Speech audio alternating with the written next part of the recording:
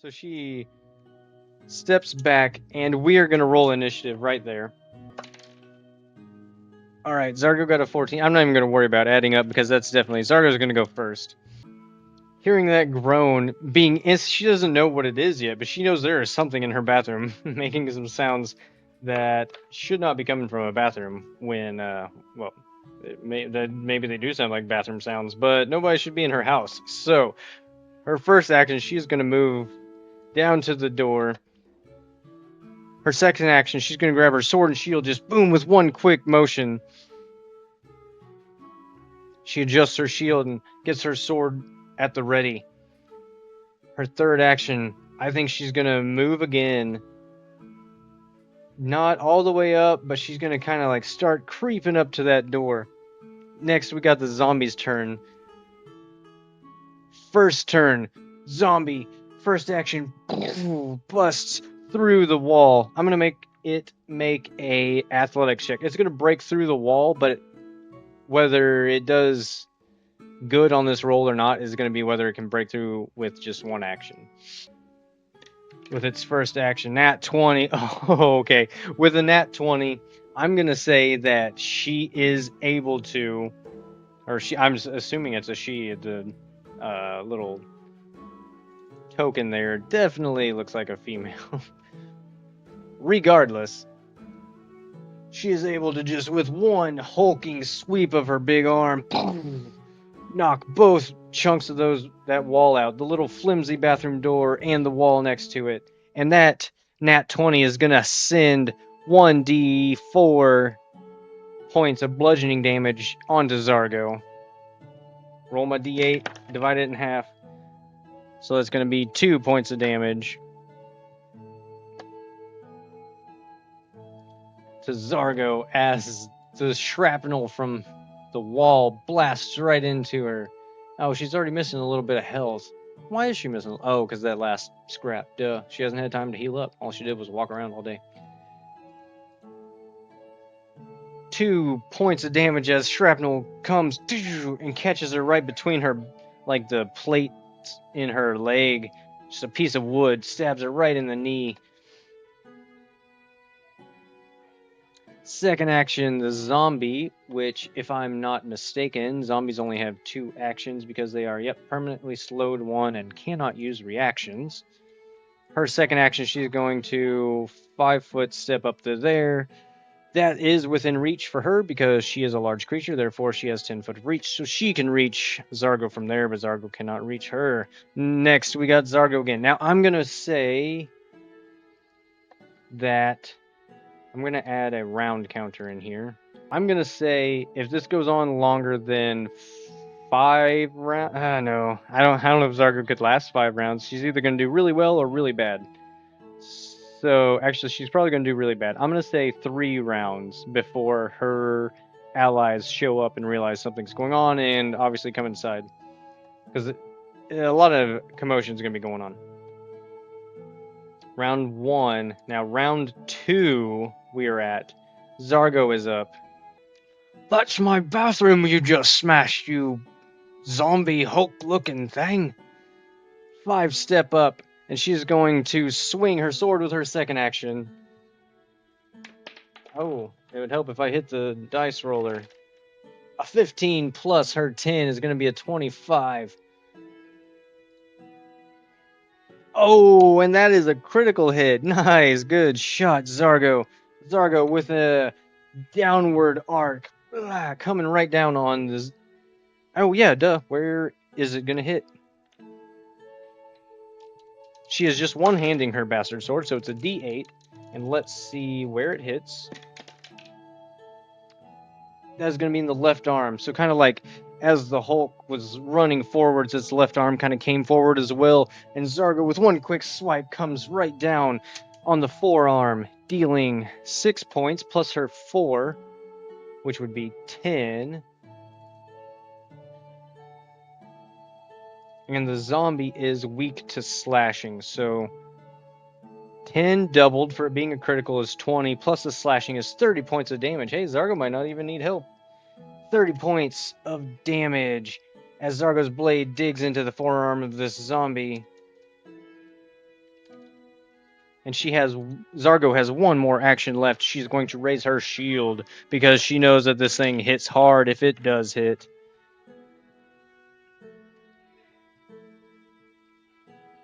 Zombie Brute up with its 2 actions. I think it's just going to strike twice. Once with each arm. First attack, I should say.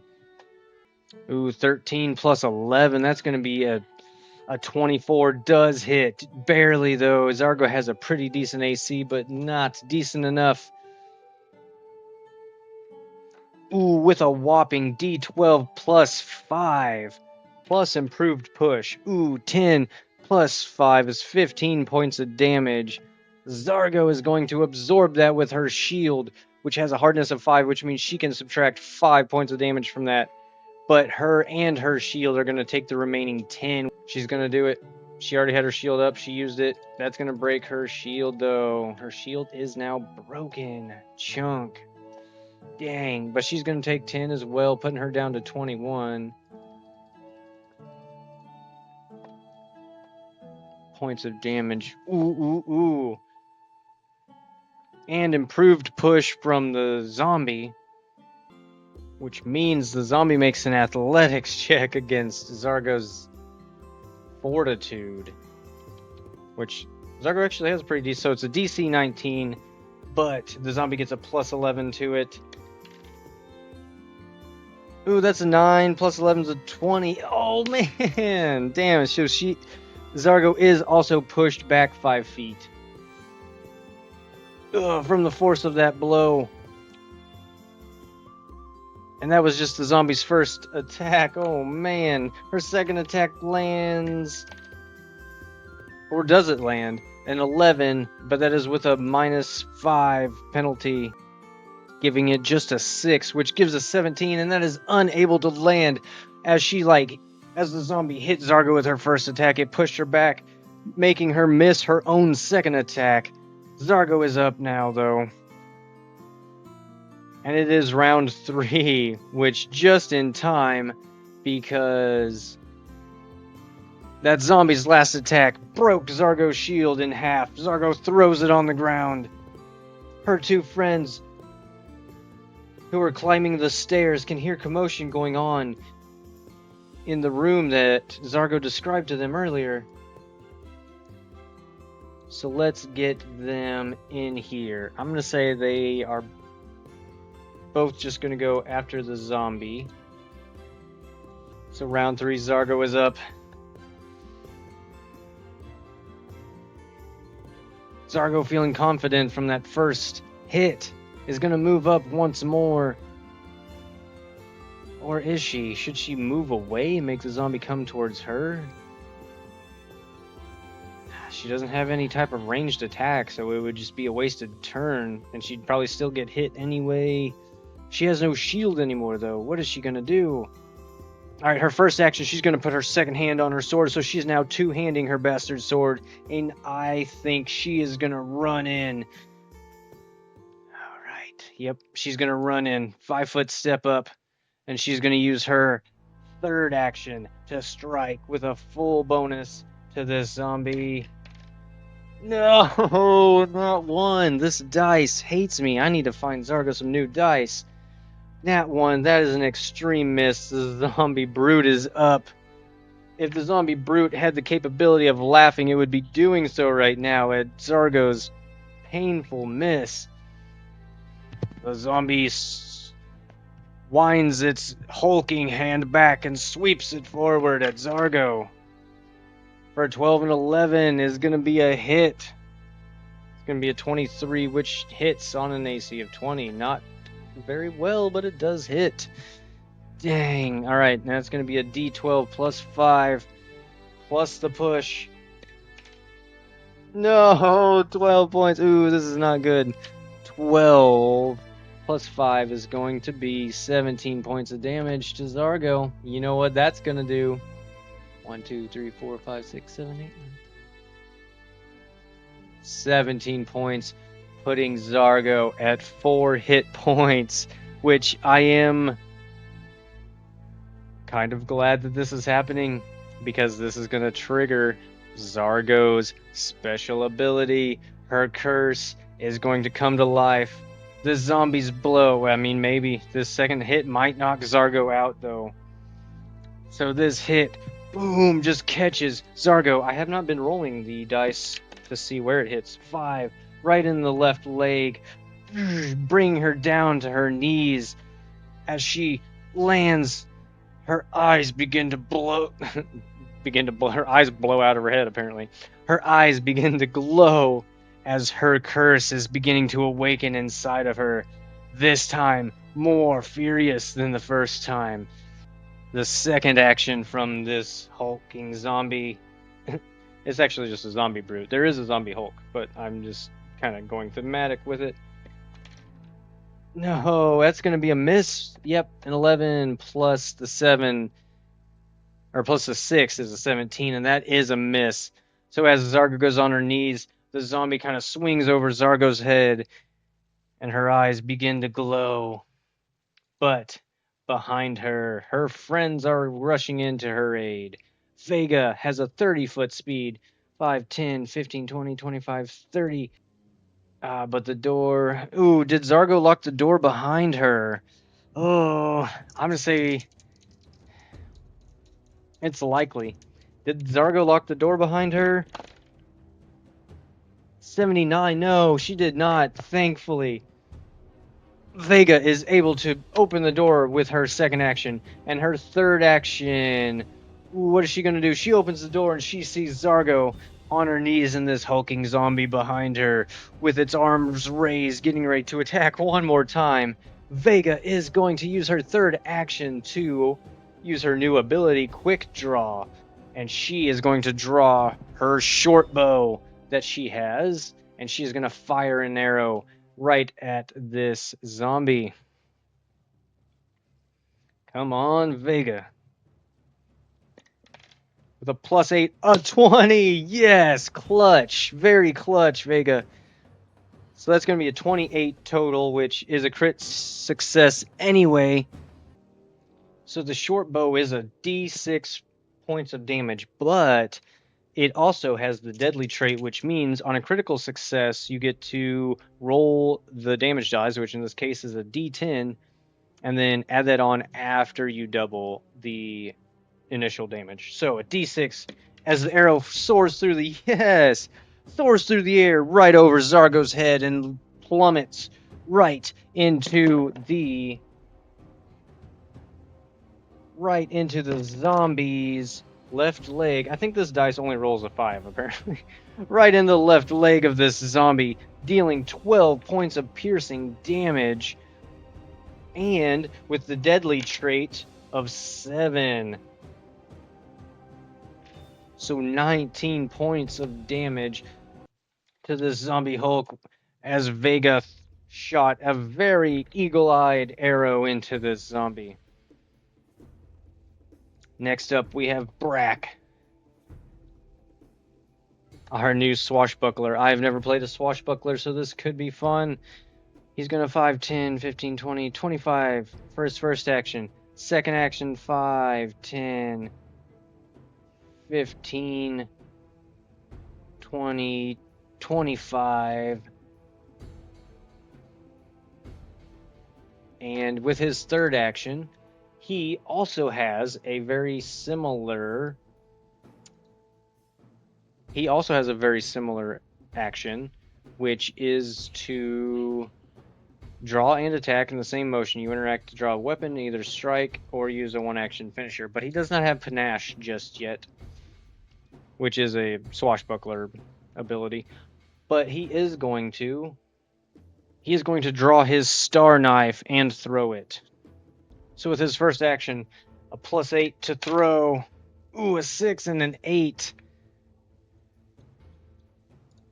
That's not quite going to be enough, which stinks because it does have a 20-foot thrown, but that means his star knife is now going to be laying on the floor in the middle of the room. He does have other weapons on him, but we will get to that later. That was his last action. Round 4. Zargo is up. Zargo in the last round being brought to her knees from this hulking zombie's crushing blow.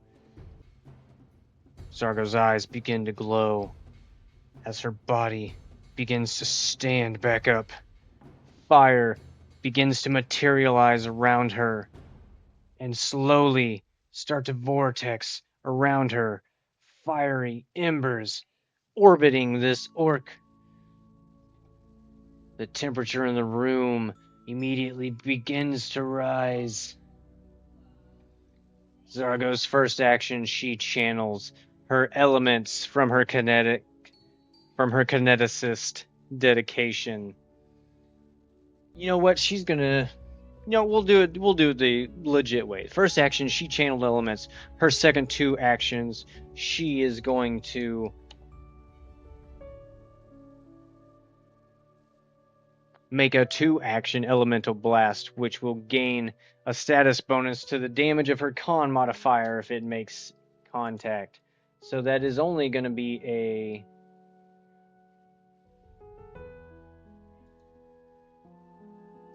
+8 to hit. But her last 2 actions, she strikes at this zombie with a 9 + 8. That is going to be 17, is enough to hit it. So she deals fire damage. 1d6 +4 from her strength. Ooh, okay, so that's a 5. But she also gets to add +3 from her con modifier. So 8 more points of fire damage as Zargo's curse begins to take control of her body. Next up, the zombie brute.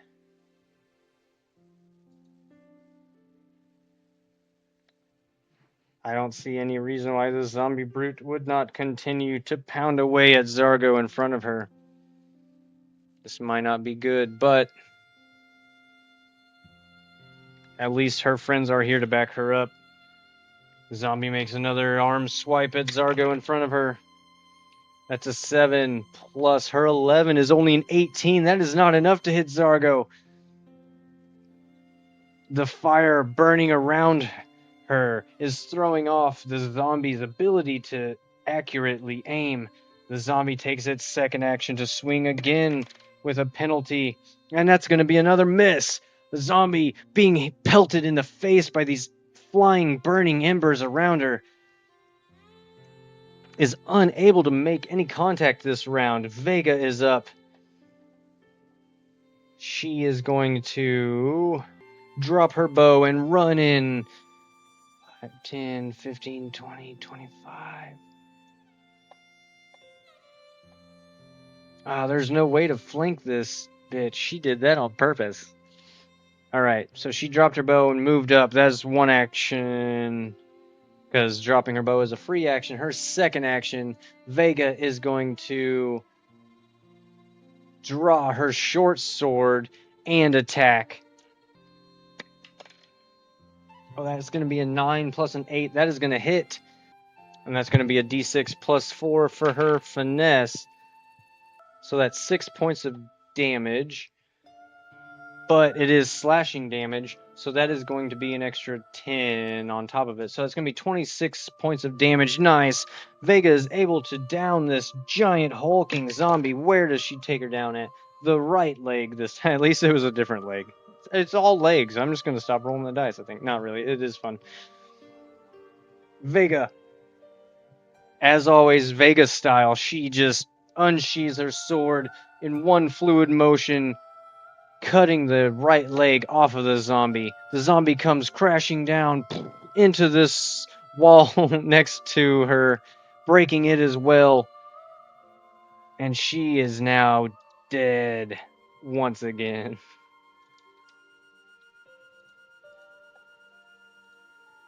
Oh man, okay, that fight made this video go on a lot longer than I intended it to, so we're going to stop it there. We will summarize all this and have our heroes figure out what's going on.